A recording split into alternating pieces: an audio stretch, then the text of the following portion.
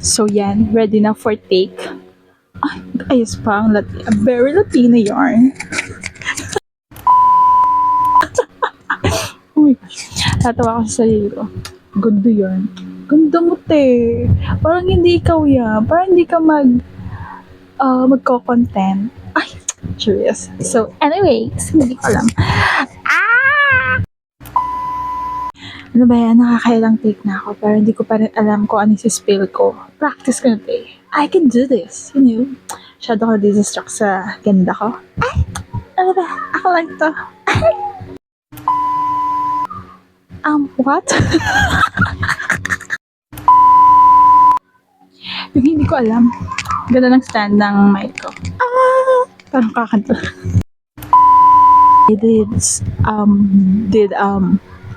What?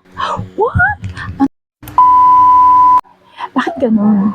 Kapag nagpa-practice, sasabi mo lahat ng gusto mo. Kaya pala, hindi ka na lang mag-practice sa diretso, impromptu na lang doon sa content mo. No? Anyways, it's book review or book recommendation. So, I'm back for more excitement. Ay, Charles, very Latina ko dyan. Ganda mo, hindi naman bagay sa'yo. So, ano pinaglalaba mo, Jess? Kung tuwa ka na naman sa hair mo.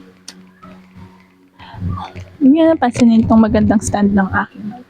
Kung tuwa ka sa hair mo, kasi alam yun, kumulot siya, pero hindi siya pantay. So, hi!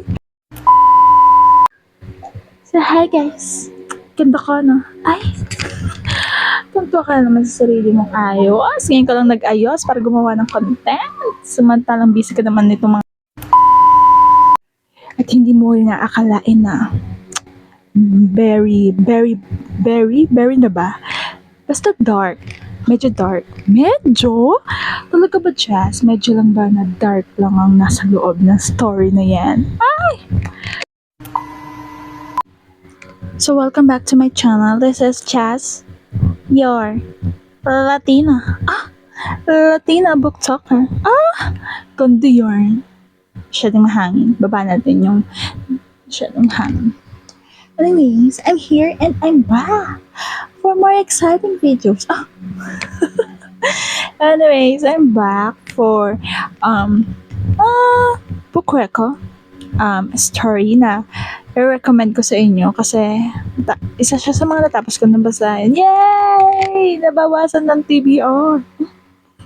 Kahit last year mo pa talaga natapos basahin, yung mga nagagawa ng book reco. Sorry na. This is me.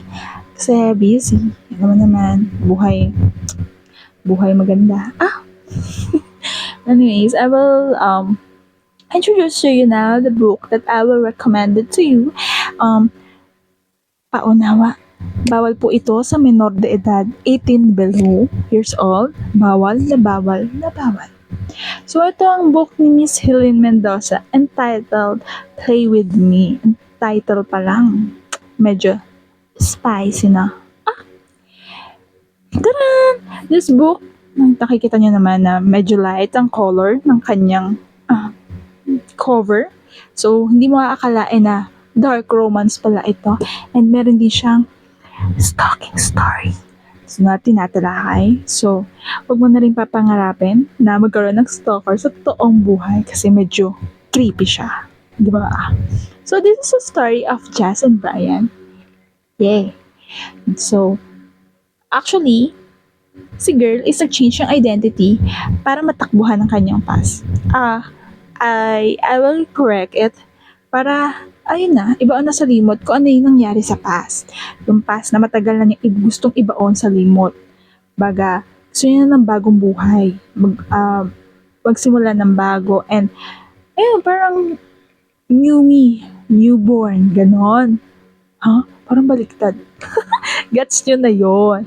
So, ngayon, meron siyang stalker. So, yung stalker na to is alam lahat ng nangyari sa kanyang buhay at kung ano yung mga ginagawa niya. As in, alam talaga lahat ng stalker niya. So, di niya alam, yung stalker niya pala came from her past. Alam ang lahat na napagdaanan niya sa buhay. And to si Kai, na stalker niya is sobrang matagal, sobra na matagal pa, di ba? So, ang redundant. Sobrang matagal lang may gusto sa kanya. So, wala siyang lakas ng loob para sabihin yun, aminin yun. Masaya na siya nakikita niya sa malayo, na binabantayan niya mula sa malayo. Si girl, um, oh my gosh, wala ako. So, ayun, matagal, okay na sa kanya na pinapanood si girl na sa malayo. So, yun yung okay. Pero hindi okay sa kanya na bawat na dinadate ni girl ay makakatuluyan niya para magkakaroon ng relationship. Bawal yon kasi seloso po si boy. So, gumagawa ng way si boy para hindi na masundan yung mga dates or mapunta sa medyo seryosong relationship ba si girl. Pero pang umabot sa point na muntik na magpakasal dito si girl pero hindi natuloy dahil ginawa ng paraan ni boy para hindi matuloy yung kasal na yun. Which is matagal na rapper yun. Matagal na pinapangarap ni girl na maikasal. So yun nga, gumawa si boy ng way para hindi matuloy. So for me, diba? For me, medyo red flag na green. Ay, basta colorblind na ako pagdating sa mga ganyang bagay. So, ayun. So, dahil nga, ayun, dark romance to. May mga content and parts tong book na to na hindi talaga pwedeng basahin ng isang minor de edad, promise. Baka ma-jombag ako ng author na ito. Pero, one of his, oh my gosh, ginagawa mong lalaki si Miss Celine. Sorry, madam! One of her best work. Recommended. Favorite ko yung si Baby Marcos. Pero sa susunod na ibang, susunod, tapos iba. Ibang recommended na yun na video. Gagawa natin yun. Diba? So, sana nag-enjoy kayo and minapulot kayo. I promise, kung gusto nyo mag-avail nitong book, meron ito sa Orange Up and then you can message her here in Black App or in the Blue App. Sa Blue App, ang pangalan niya is, yun nga, Helene Mendoza. You can search it. And also here, same lang din ata siya ng name dito sa Black App. So, what are you waiting for, you guys? Grab the copy now!